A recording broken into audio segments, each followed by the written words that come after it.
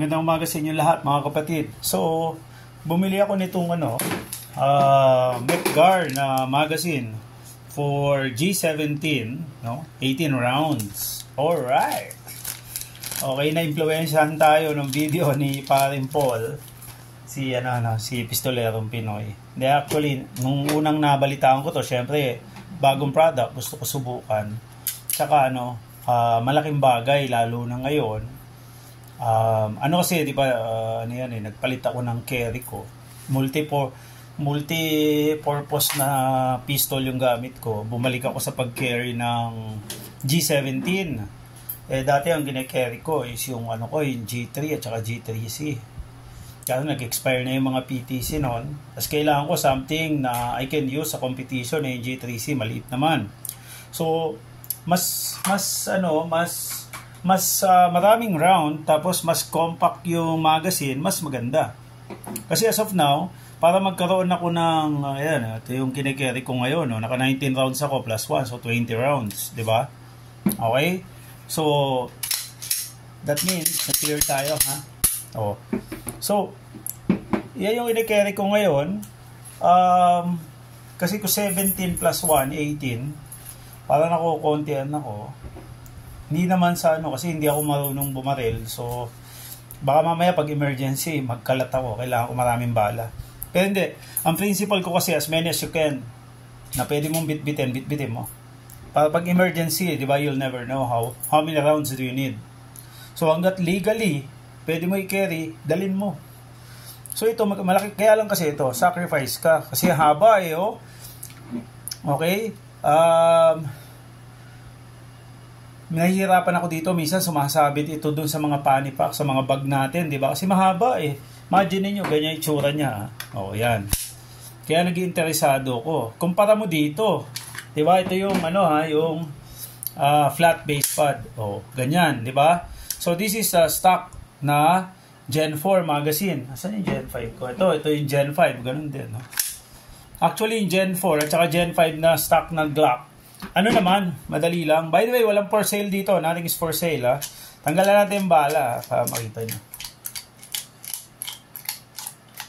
Okay. Tanggalan natin. Para hindi, mamaya na to.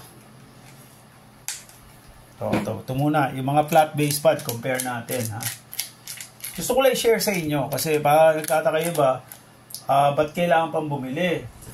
Yun lang, gusto ko lang i-share sa inyo. Yung kasi yung point ko, diba? So, yan, no?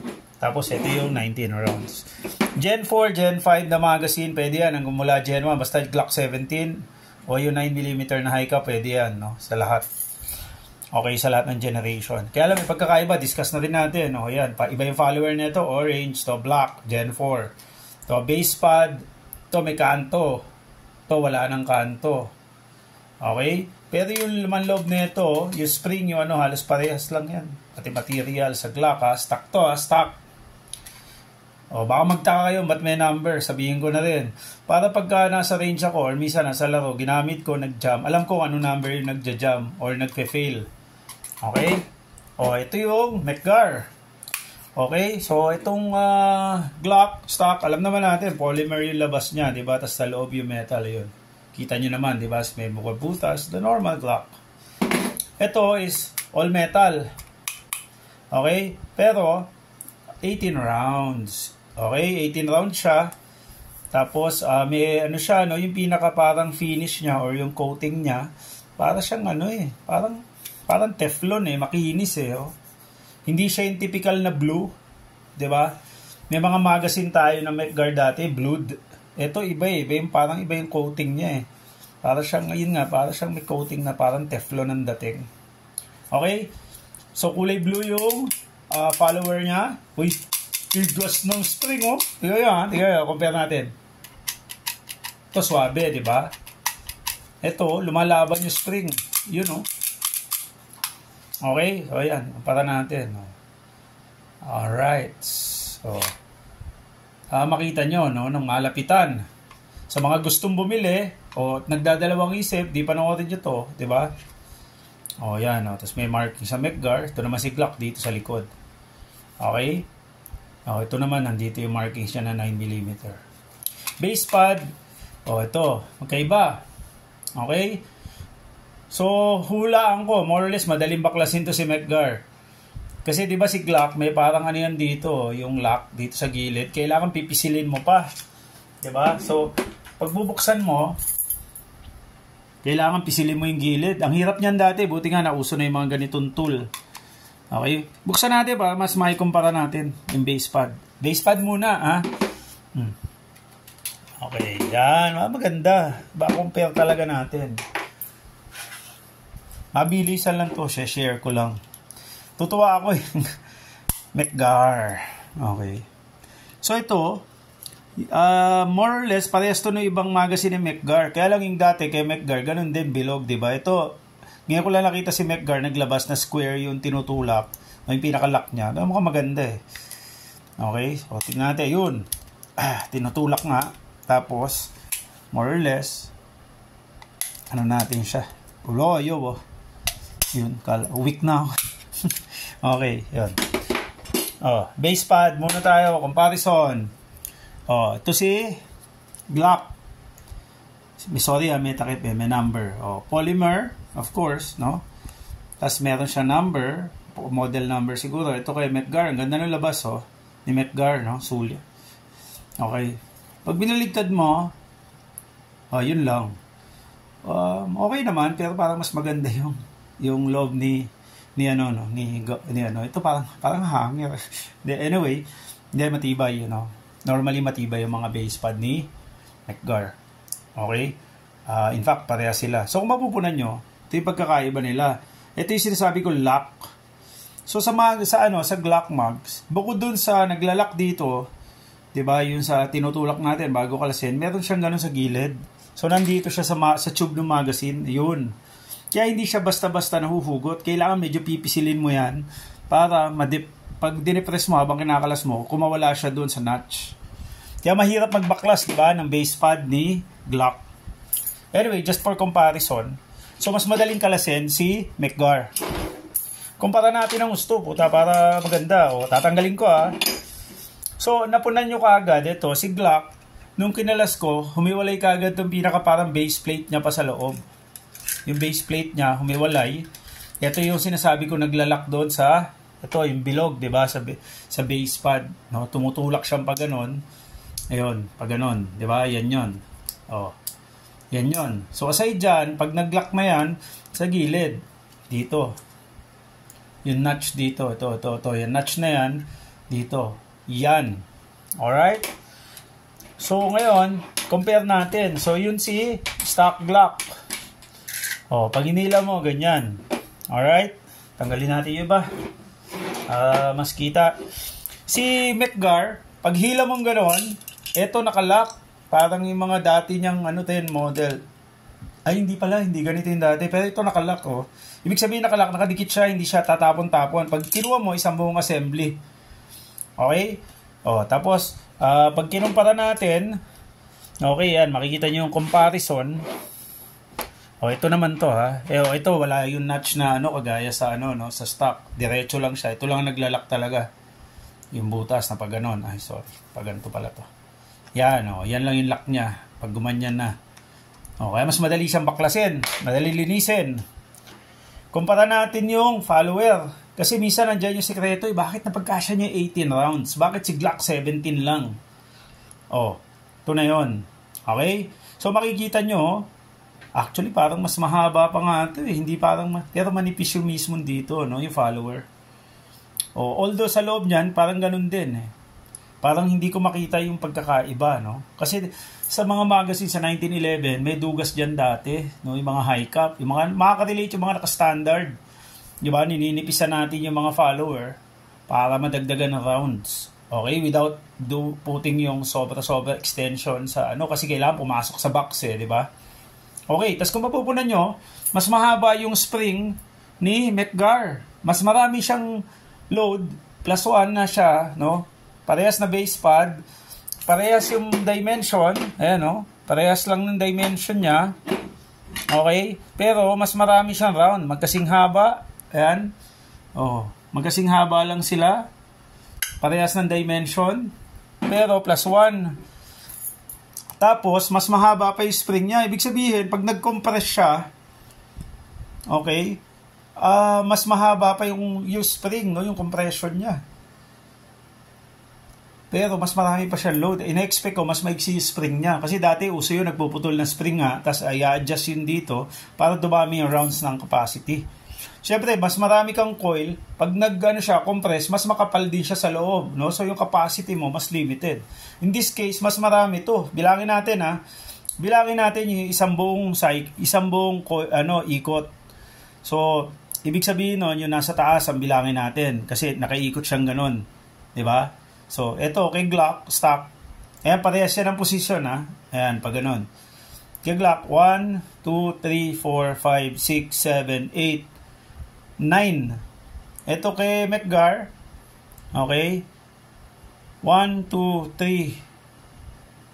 Ayan, ha? Ito yung nakatago kasi kay Glock, ayun yung isang una. Ito yung una ni Glock, nasa loob. Ito, kita, eh. Hindi tayong kisimula. 1, 2, 3, 4, 5, 6, 10. To 1, 2, 3, 4, 5, 6, 7, 8, 9. So, lamang to ng isang ikot, no? Okay. So, mas mahaba si spring. Okay, tapos in terms na kapal nung material, makikita nyo halos parehas naman. Tinatamad na ako magsukat Nakatago yung ko yung digital caliper ko Tignan nyo na lang. Hindi naman tayo masyadong particular dun sa mga konting differences, no? Alright? So, yan yung pagkakaiba niya, ha? O, tignan nyo, ha? Okay? O, yan yung pagkakaiba niya. Tanggalin natin bala. Diyan ba? Zoom natin. Yun, no? Yun yung pagkakaiba. Shit, hindi kita. Galing ko talaga, cameraman. Yan! Okay, o, para kita nyo, ha? Mcgar, stock Glock Gen 5 magazine. Okay, G17 magazine, flat. 17 rounds. 18 rounds. Okay? So, before we even continue yung comparison, syempre dapat tignan natin kung 18 ba talaga to. Puta, baka naman mamaya nakasulat 18 lang. Tangina, tas hindi naman kasya. Diba? O, balik natin. Tignan nyo kung paano ko ibabalik. Kay Glock, pag babalik natin, ganito. So, papasok mong ganun yon. Eto, kailangan ipopwesto mo na maganda to. Harap natin doon, no? Kasi pag ganun yung pasok. Yan. Tapos, naalala nyo yung kanina pinakita ko yung notch, kailangan maisalpak natin para mag-lock. Okay? So, ito yun. So, papasok mong ganyan, nakadiin yon. Tapos, medyo, kailangan to, ipipindutin mo, ipepress mo pa ganun, para pumasok. Okay? O, yun, nakalock, narinig nyo, nag-lock. So, nag-lock, dalawa yon, yung sa butas dito, tsaka yung dito, sa gilid. Okay? O, dito kay kay Mcgar, pasok mo yung assembly. Okay, tapos di naman ganoon, since nakadikit na yung base, yung pinaka-plate sa loob, hindi naman kumakawala. Mahirap lang kasi lumalaban yung spring. Okay, ayun, kumawala kanina, 'di ba? Narinig nyo yan, no? So pag nakapwesto ng ganyan, wala kang itutulak, wala kang ipe-press, wala kang pipindutin. I-slide mo lang parang yung mga sa 1911 natin ng mga base pad, no? Diretso na yan, no? Yun, no? Okay, kita nyo ang tapang ng spring ng hahaway. Nakita nyo yung tokpot, ang lakas ng tunog. Ayan. Okay? Oh, yan sila. Alright. By the way, tanggalan ko lang ng laman tong 19 rounds. Para 1, 2, 3, 4, 5, 6, 7, 8, 9, 10, 11, 12, 13, 14, 15, 16, 17, 18, 19. Tinanggal ko na isa para 18 rounds. So yan yan yung mga pagkakaiba nila pagdating sa haba, no? Kaya ako tayo ng ruler. na ruler. Okay, para makita nyo. Para makita nyo, 'di ba? Para kita. Kasi may mga iba pilosopo Pucha, hindi maubos-ubos yung mga pilosopo. So yan yan yung mga So yan yung mga sukat, no? So pag ang pinag-uusapan kasi pang carry, yung simpleng centimeter, 1 centimeter na yan, minsan ang hirap itago, tas minsan sumasabi talaga yung puwet. Pag hila mo sa bag, lalo na, di ba? Sabi dun sa rules na existing ngayon, kailangan naka-encased on a luggage bag, no? Or alike. Ang hirap, minsan sumasabit-sabit, di ba? Lalo na G17, di ba? Medium size pistol. Oh. Tapos may nakalawit na ganun. 'Di ba? Ganito ang difference ha. Tignan nyo ha. Pag naka 19 rounds ka, kinikerry mo, ganyan. Oh, kanina pinakita ko na yan ha.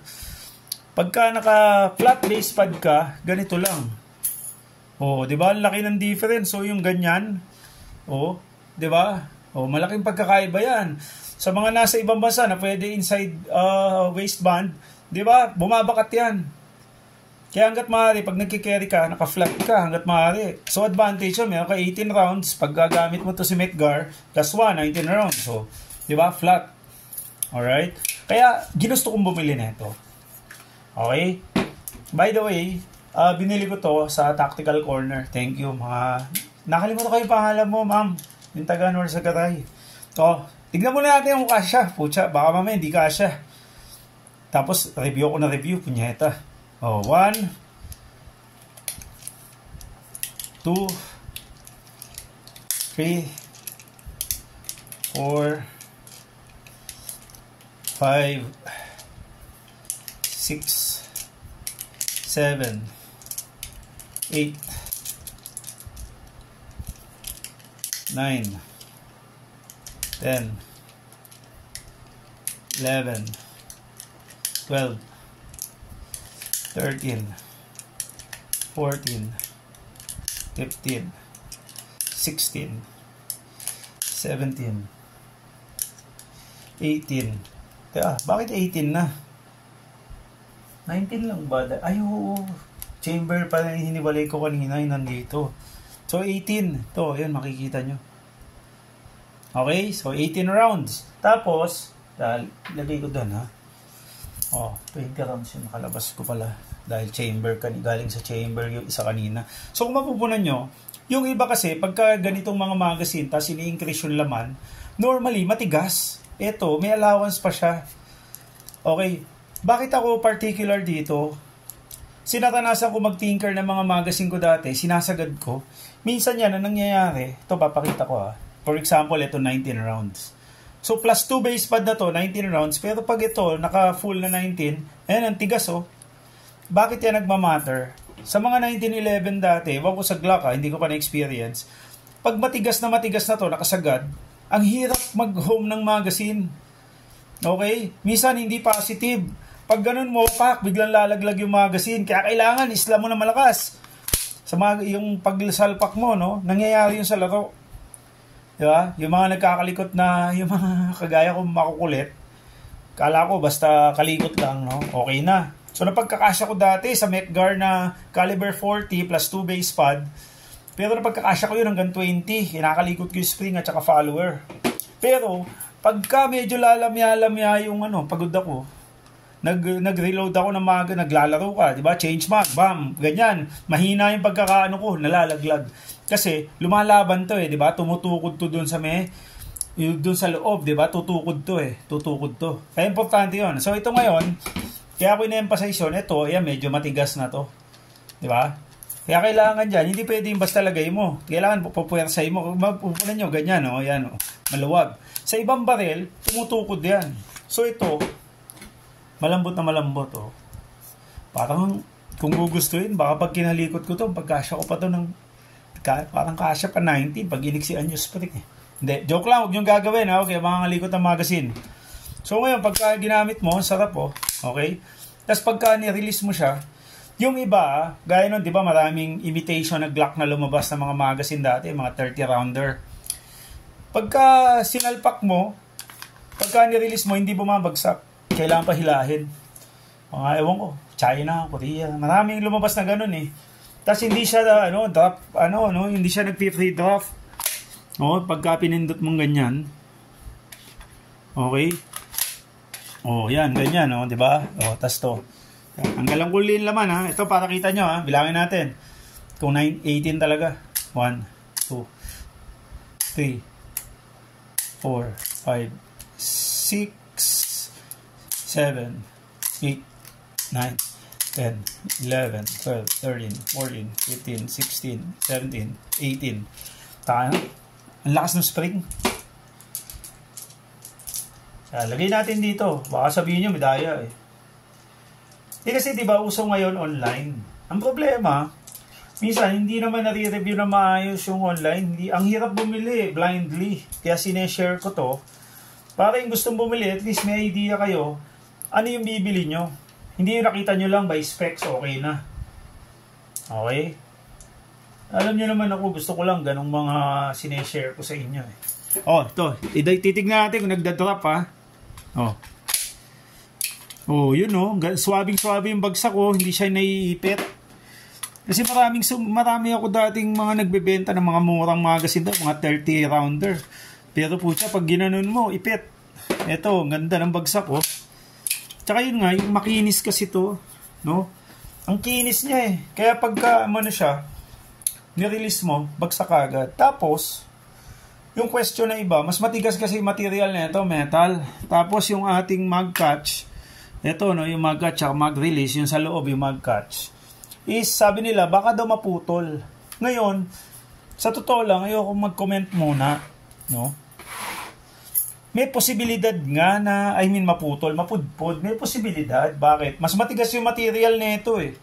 Kesa doon. Syempre kung lagi nagkikiskisan, yung matigas at saka yung mas malambot, yung dalawang material, yung mas malambot normally, eventually, magkakaroon niya ng wear and tear. Alright? Diba? So, pag kiniskis mo yung kwan, sa mas malambot na kwan, yung mas malambot, eventually, mag-give in yun. Diba? Maapektuhan yun. Kwan yun. Nawawala yung flashlight ko. Tsaka, saan yung flashlight ko? Papakita kasi ko sa inyo. Yun. Okay. Ano ba yung sinasabing mag catch? Yun yung nasa loob na nagre-retain ng magazine pag sinalpak mo. Okay? Yun yung tumutunog. Di ba? Pag sinalpak mong ganyan, yan o, nandun yung mag catch sa loob. Ito, mag catch na yung tawag dito, assembly. Yan. Yun. Kaya yan tumutunog, naglalak siya dito. Dito sa parang kanal na to, yung notch na to. Alright? Ito siya sa loob. Ayun siya oh, sa bandang ibaba. Nakikita nyo hindi, di ba? Ang galing ko talaga oh. Shit. Teka lang ha.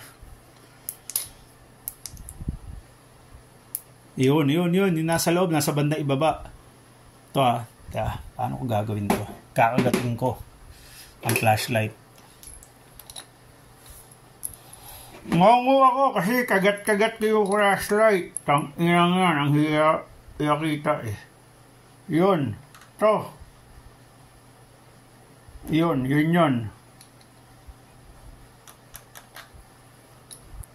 Ito yung gumagalaw. Yun. Paano ba? Yun. May gagalaw-galaw dyan ha. Pipindutin ko.